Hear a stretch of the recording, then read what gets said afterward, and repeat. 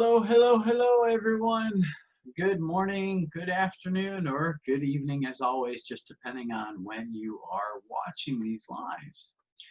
So I hope that you had a wonderful weekend, and of course, we're getting started on a Monday. And as always, I like to start with a quote that gives you just a chance to kind of reflect. And so today is from Mae West. And it says, you only live once. But if you live it right, once is enough. So I had one heck of a weekend. And I'm going to tell you that my struggles, while not posted constantly on Facebook and social media, are just as real as anyone else's out there. And sometimes they're worse, sometimes they're a little easier to deal with, but ultimately we all struggle and have things that we struggle through. So I'm going to talk to you about change today. And then more importantly, I'm going to give you an example that definitely you can sympathize and empathize and maybe understand.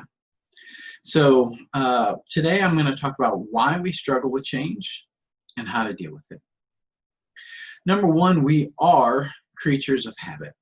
So when we break that habit, it makes us uncomfortable and we don't like that feeling, right? When I moved from Anniston, Alabama to Tuscaloosa, Alabama, the very first thing that made me feel uncomfortable was the huge difference in where I was living at before to where I'm living at now. And that feeling of uncomfortableness doesn't change immediately. Number two, we don't like to fail. All right, let's face it. If we aren't sure if we're going to be successful at it, we'll doubt whether we can do something, and we don't like to have that feeling of failure. Now, to be successful, you're going to fail many, many times, but it doesn't mean you're going to like that feeling. Not at all. Number three, the loss of control.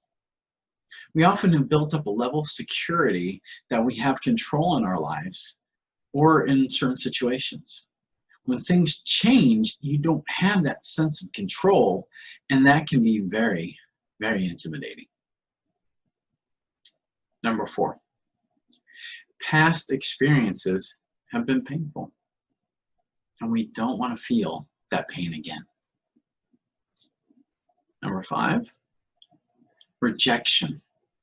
We don't want to feel or be rejected for that change, and we're scared to maybe lose family or friends or people in our lives if we make changes.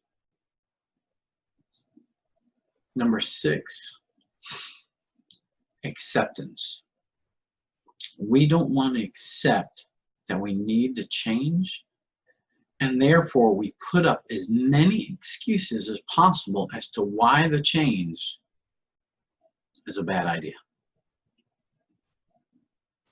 So that's a few examples on why we struggle to change. So to go into my story, I own my vehicle, and some of you may know it was given to me by my mother. And I put a lot of money into it to make some necessary changes. And so one of the biggest things when it comes to change is trying to accept when you don't have control over the change happening. So I was out running around town, and I had to make a U-turn in this vehicle. And when I made the U-turn, as I'm finishing the turn, I hear this loud pop, and I'm thinking I blew a tire. And I've changed tires before, so at that moment I didn't think anything of it, right? So I get my flashers turned on. I got the change done, or the U-turn done, and I get my flashers on. I get out of the vehicle, and the tire's not blown. But I noticed something different. Is the wheel is pushed all the way to the front of the vehicle. Now, I am not a car guy. I don't even pretend to be a car guy. My thing is computers, not cars. I pay people who know about vehicles. So I get out and I realize that the tire's pushed all the way forward. So I get on the ground to look underneath it, and literally the tire has come off of the bearing, is what I'm being told. So I broke it. And I don't know about you, but when you realize that you've broke something somehow, I don't know about you, but it makes me feel really bad that I'm the one who created this break. I did this somehow. Now, where does this fall in line with change? Well, when you get used to driving a vehicle, and all of a sudden that vehicle is no longer operable, a lot of thoughts go through your mind, like, how am I going to get home? You know, I'm used to driving this vehicle. I can't drive this vehicle anymore. All right, at least not until I get it fixed. And then I have to think about, well, what's got to be paid to get this vehicle fixed? And then what is that going to change in my circumstances? Because am I financially able to make that commitment? So a lot of change has got to happen in a very short period of time that I have to accept. And let me tell you, I am a creature of habit. And so therefore, change is not easy for me. So I can tell you there are some ways you can deal with change. It's not going to be easy. But I can tell you, this world, one thing you can be sure of, and it's consistent every day, is change will, regardless of whether you want it to or not, will happen. Okay? It's going to happen. You have to accept that change will happen.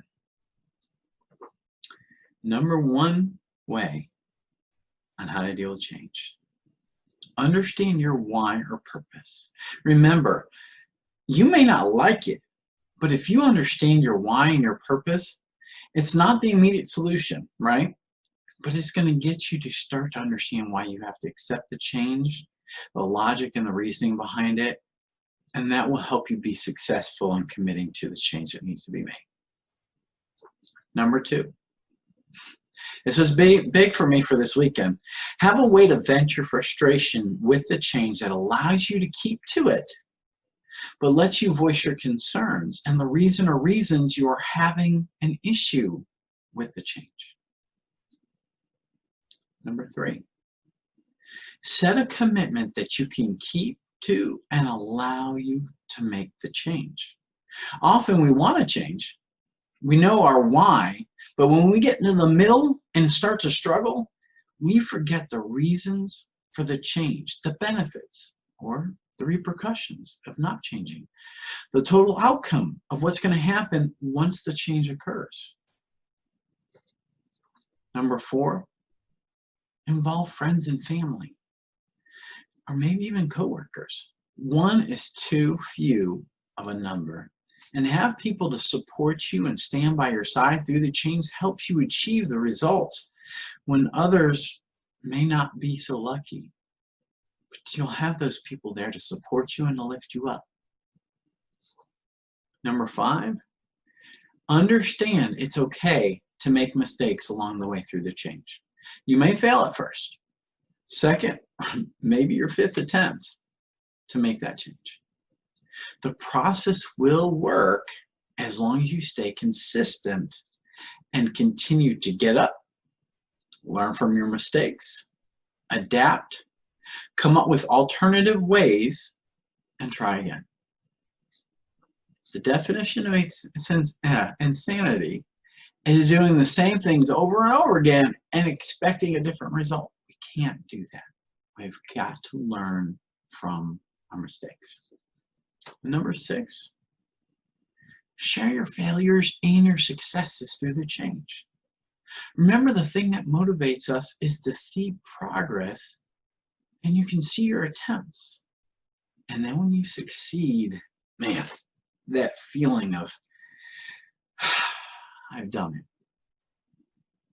Okay? So, it's not easy. You may not accept it, but change is going to happen, whether you want it to or not. Okay? So make every effort to work with it and use some of these ideas to help you through it. As always, I appreciate the likes, the comments, the concerns, the follow-ups. All of that is absolutely wonderful. Even the constructive criticism. Hey, look, I take it. You know, if I make a mistake, I want to hear about it, and I want to fix that. But as always, what I love is to be able to give back and to be able to help people through these videos. All right? These lives help me connect with you through Facebook and through Instagram and all social media platforms. To be able to connect to you in a way, especially with everything going on right now, that I can't be in front of you. But if I was right now, I'd give you a hug and tell you that, you know what, everything's okay. If you're dealing with change, it's great to take a friend along the way. Okay? So for now, be well, be blessed, and until the next time,